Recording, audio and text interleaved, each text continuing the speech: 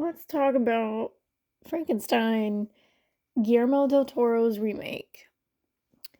A few back, I made my review of the Nosferatu remake, which was not the only film for the Gothic and romance genre, because we got Frankenstein right after, which was successful, but still not as popular as I believe it should be.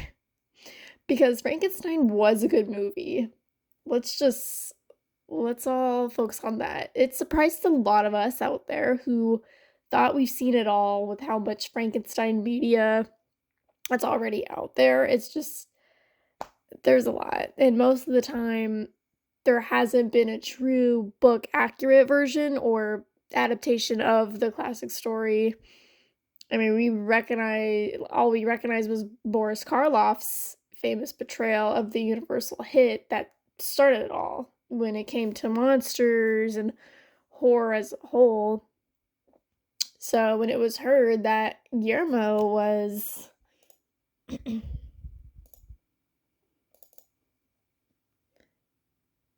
going to be the one behind the new adaptation, that sounded interesting.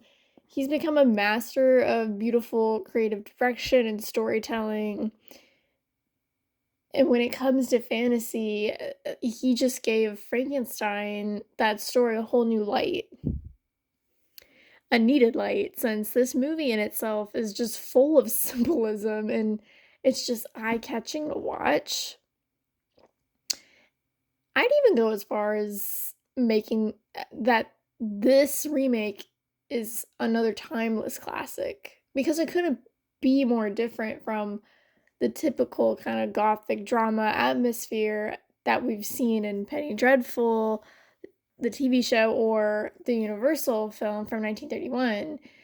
Because back then, the sheer concept of bringing someone back to life, reanimation, and a mute main character who goes through like that kind of Pinocchio like journey um was just so innovative. And it even gained Boris Karloff much deserved credit with his acting. He changed the game for tragic heroes and not your typical monster, since he still is human. He's an experiment. When it comes down to it, Karloff's Frankenstein sent the catalyst for the next monster movies to come. I mean, the creature of the Black Lagoon behaves very similarly, and he never says a word. And but the thing is, he seems really innocent, but physically screams odd and danger before acting out. And there's so much tension with both these monsters. And with the Mummy, literally a year after Frankenstein, Karloff again is a silent threat, but not overly theatrical with this character as Imhotep or Ardath. It's funny when you recognize this pattern, because even Bela Lugosi's Dracula too, they all just are so quiet. They really are the silent threats. They just are villains, and not the typical way that we've seen them in so many other stories. And since the silent film era back then was coming out of its shell in Hollywood, there was sound and music and talking now, so you can tell how much those films really were just experiments in just what could be done. And it was back to back on how to manipulate the camera, what prosthetics would give the best reaction. I mean, storytelling was at a high. Also, I do have to touch on the fact that, yes, Frankenstein, the 1931 version at least, was from decades ago. So to a lot of modern audiences now, it has been, I've heard people say that it's boring or hard to watch, and the acting is looked at as being very theater kind of performing, which would make sense considering most of the actors of that period were coming from vaudeville. They were performers.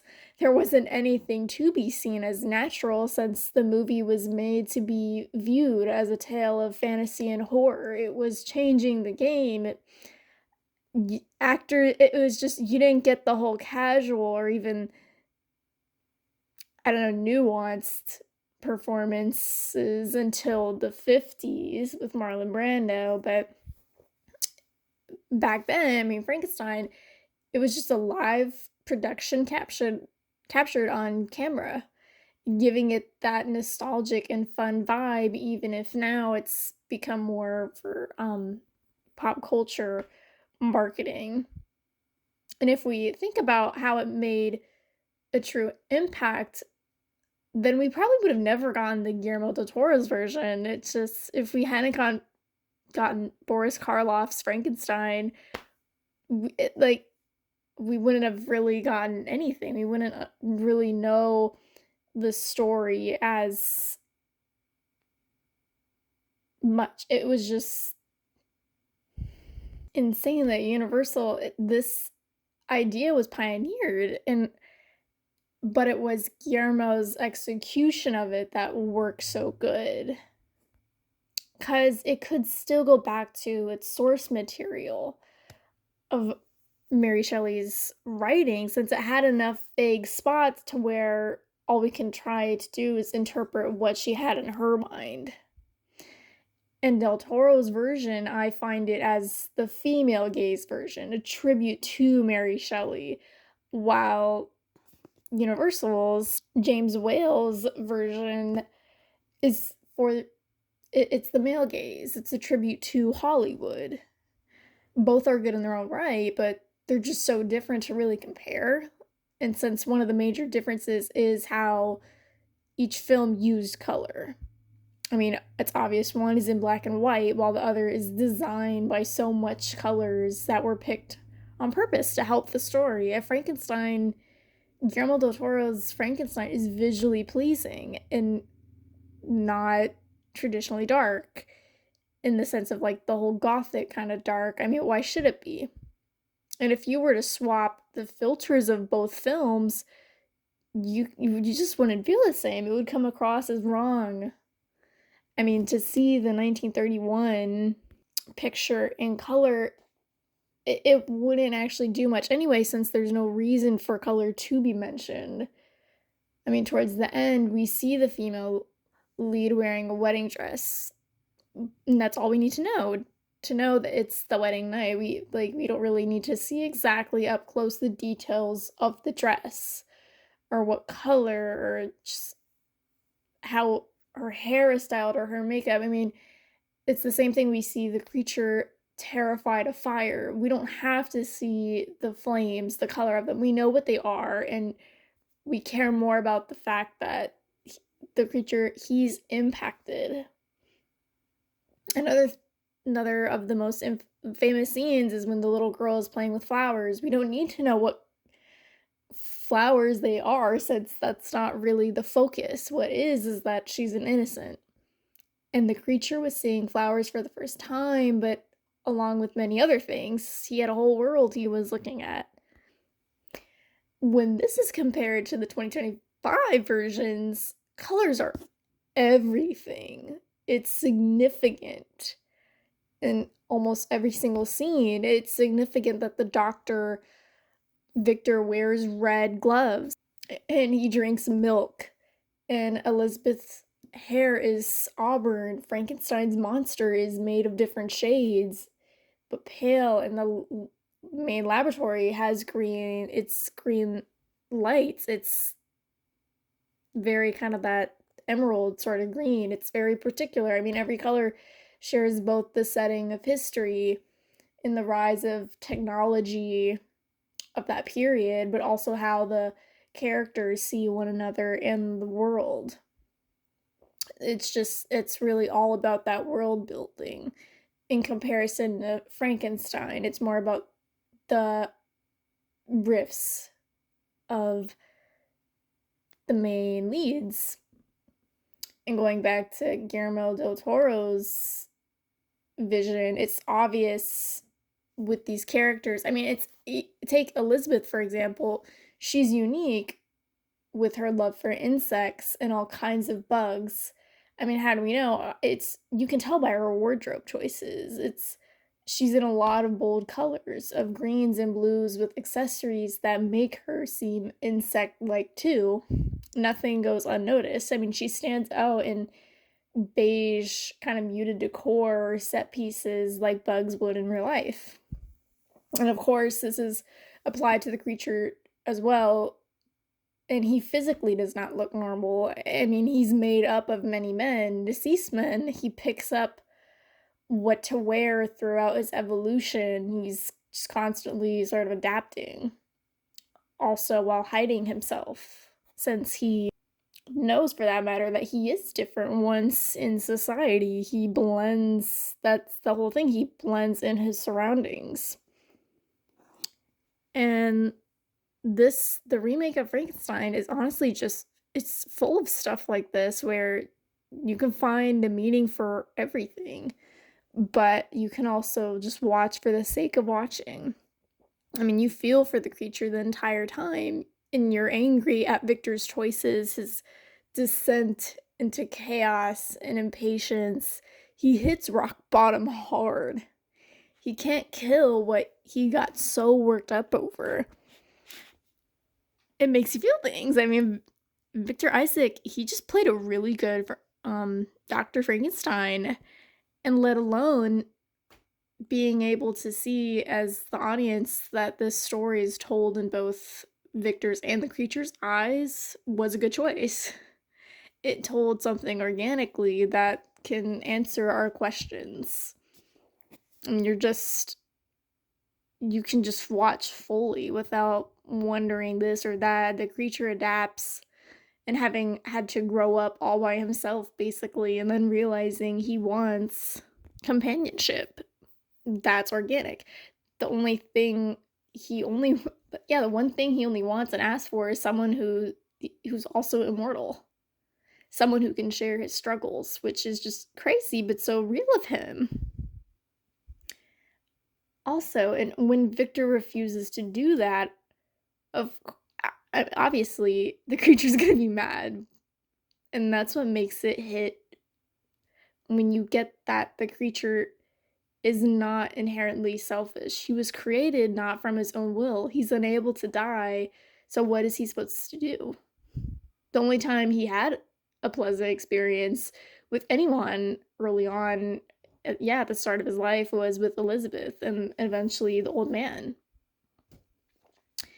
That, I have to say as well, was the only thing I wish we got to see more of. That's the one con with the remake. Elizabeth and the creature only have, I believe, 2, maybe even 3 scenes together. So there just wasn't too much buildup. It felt a bit rushed, to be honest. I also found it really coincidental that when she first meets him and she sees the cut on him, she knows he was attacked, but how could she have guessed that right off the bat? I mean, he could have done it to himself. Since he was an experiment, he could have been a result of whatever. He had changed something. I mean, she just takes it or read off as, oh, he's an innocent animal who got abused. At least that was the impression it gave me, when the truth of the matter being, in reality, anybody would be cautious. No one would have gotten as close as she did. I wouldn't even know how to approach such a being if I were her. I mean, would you really be that bold when you still don't know what he could do, what he's capable of? I mean, this creature, he was something that Victor was very secretive about. I mean, he was totally antsy over this project to begin with. I just feel like Elizabeth would have wanted to have some questions, like, really, like, what's going on?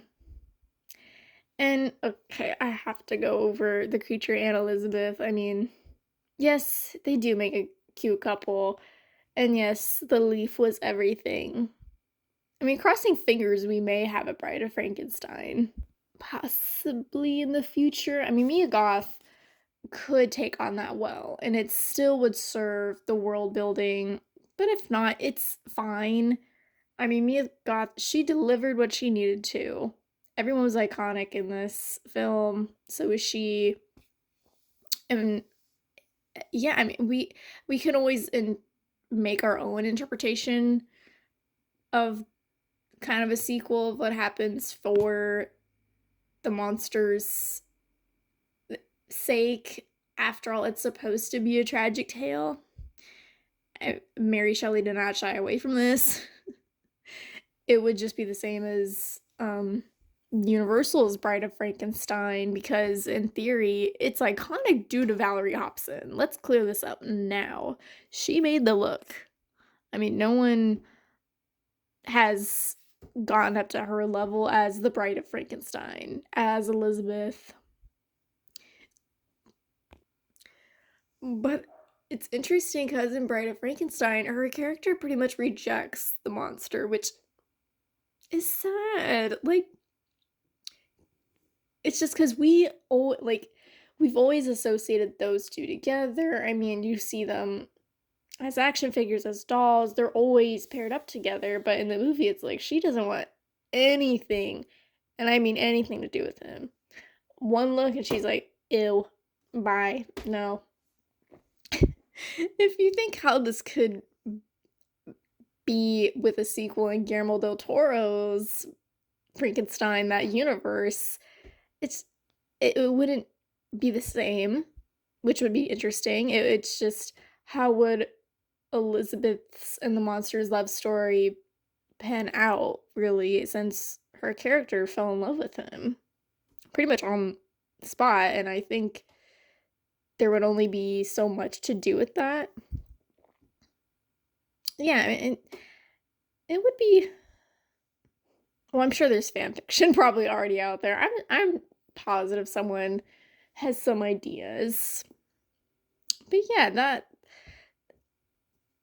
that's my review and overall take on Frankenstein. It was a special treat in 2025, and I'm happy that it got nominated um for an Oscar.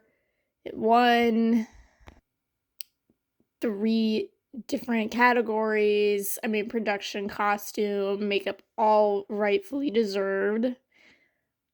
I mean, it's just this Frankenstein was really the reason why we crave. I just I feel like we just really crave this sort of cinematography and this type of storytelling visually and just in every way. And yeah, you can tell there's passion behind it, and I'm just excited to see more films like this one in the future. I mean, I love this kind of genre, this just type of film. And so yeah, there are gonna be more reviews I have in mind. I mean, we have Phantom of the Opera, Crimson Peak, Corpse Bride, and more. I mean, we've only scratched the surface, but for now, stay tuned.